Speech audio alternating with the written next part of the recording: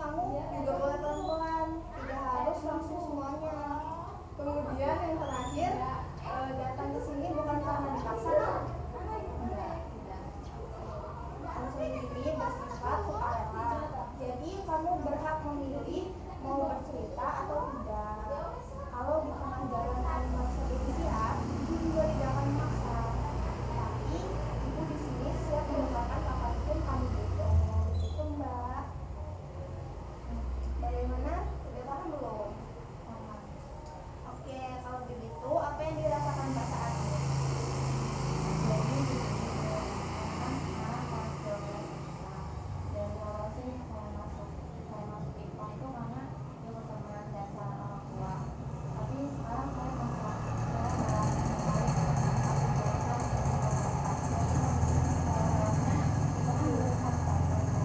saya takut salah jalan, takut gagal, dan takut ngecewain orang tua juga.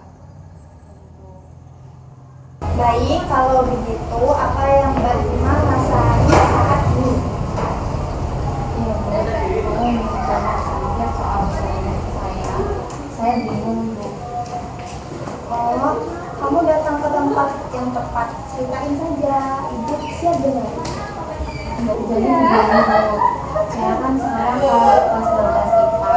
Dari awal sih saya masuk IPA karena ikut teman dan sekarang orang tua. Tapi sekarang saya mau tertarik masuk jurusan ilmu komunikasi. Misalnya itu kan jurusannya sosum Bu.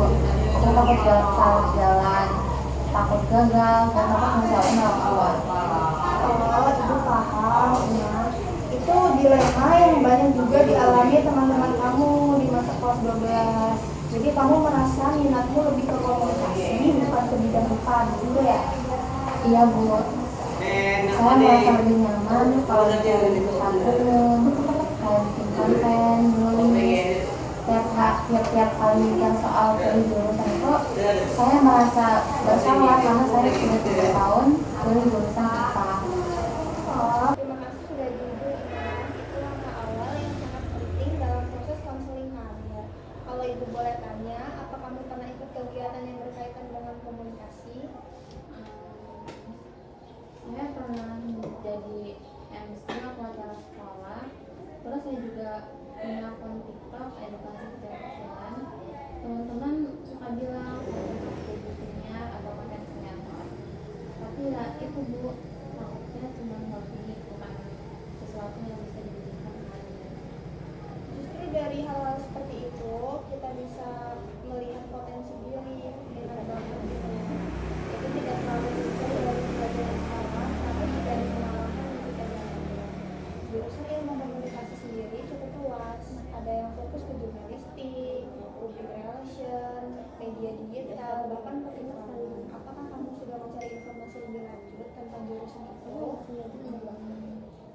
Baru sedikit Bu, saya lihat beberapa kampus menerima anak IPA, tapi saya belum yakin soal peluangnya bagaimana. Sebenarnya banyak jurusan sosum seperti ilmu komunikasi yang membuka peluang lintas jurusan, apalagi kalau kamu ikut jalur UTBK, saintek sosum, atau seleksi mandiri.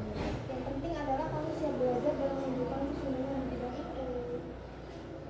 Wah, saya pikir nggak bisa sama sekali. Bisa Iman, justru sekarang saatnya kamu mempersiapkan diri. Ibu bantu beri saran dalam langkah ya.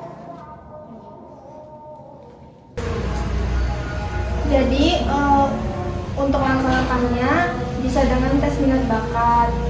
Nanti ibu bantu jadwalkan. Kemudian cari tahu syarat jurusan ilmu komunikasi di kampus yang ingin minati, termasuk apakah bisa lintas jurusan. Kemudian kumpulkan bukti kegiatan yang berkaitan dengan komunikasi seperti video MC, tulisan, konten media sosial, dan lain-lain. Yang terakhir, jangan lupa sampaikan dengan baik alasan dan niat kamu ke orang tua. Nanti ibu bantu fasilitasi kalau kamu butuh. Wah, jadi lebih jelas sekarang Bu. Saya kira pilihan saya salah total. Tidak ada pilihan yang salah. Selama itu datang dari kesadaran dan pertimbangan yang matang. Kadang justru jalan tampak berbeda, Enggak sih, tidak ada pilihan yang salah. Selama itu datang dari kesadaran dan pertimbangan matang. Terkadang justru jalan yang tampak berbeda bisa membawa kita ke tempat yang tepat. Tapi Bu, saya masih takut ditentang orang tua. Itu wajar, Imah. Tapi orang tua bisa ngomong Nadia dong. Itu wajar, Imah. Tapi orang tua biasanya ingin yang terbaik. Kalau kamu menjelaskan dengan tenang, tunjukkan bahwa kamu sudah riset dan siap bertanggung jawab. Mereka akan lebih mudah menerima. Iya Bu, saya akan coba pelan-pelan. Mungkin saya juga ada pelan-pelan dan masuk sekolah untuk ketemu Ibu. Dengan senang hati, Ibu bisa bantu jadi jembatan komunikasi antara kamu dan orang tua kamu. Jadi, apakah Ibu bisa memberikan saya saran Bu? Jadi saran saya ya Mbak, tetap semangat terus. Kalau kita berusaha tetap ikhtiar. Setiap usaha tidak akan mengkhianati hasil. Dari pembicaraan kita hari ini, kamu sudah bisa melihat bahwa linjur bukan akhir dari segalanya. Justru ini bisa jadi awal untuk menemukan jalan yang lebih cocok dengan diri kamu.